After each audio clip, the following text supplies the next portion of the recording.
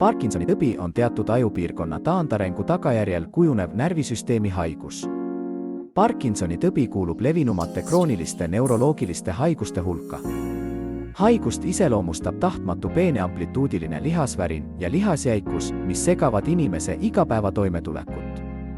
Haiguse teke on seotud organismi vananemisega ning haigusnähud algavad tavaliselt pärast 50. eluaastat. 70–80 aasta vanustest inimestest põeb Parkinsoni tõbe 1,5–2,5%. Naistest sagedamini haigestuvad mehed. Suures osas on Parkinsoni tõve tekkepõhjused teadmata.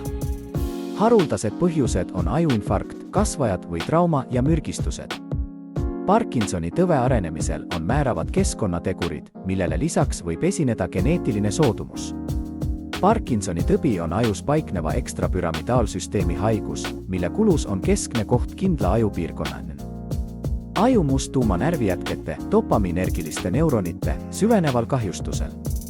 Tüüpilistel juhtudel esineb kätevärin rahulolekus, mingi eseme kättevõtmiseks lihastoonus on suurenenud, kõnnak on aeglustunud ja areneda võib festinatsioon. Kõnnaku kontrollimatu kiirendamine sümptomiteks võivad olla ka lihaste valu, süljevool, naha rasuseks muutumine, paljudel juhtudel depressioon, kõhukinnisus, impotentsus. Umbes 15% haigeist esineb kaugele arenenud juhtudel dementsust. Dementsuses tavalisem on mälu mõõdukas nõrgenemine. Ravi koosneb liikumisteraapiast, ravimeist ja mõnikord kirurgilisest ravist. Liikumisteraapia toimub haige soovi ja oskuse alusel ja selle eesmärgiks on üldise teovõime säilitamine ja liigeste töös hoidmine. Ravimeist kasutatakse antiparkinsonistlikke ravimeid, millest tähtsaim preparaat, mis suurel hulgal haigetest efektiivselt leevendab sümptomeid, on levodopa. Kõige sagedamini alustatakse ravi siis, kui puue häirib patsiendi igapäevaelu.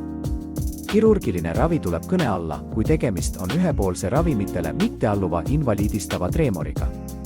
Sel juhul viiakse läbi spetsiifiline kirurgiline manipulatsioon kahjustatud ajupiirkonnas.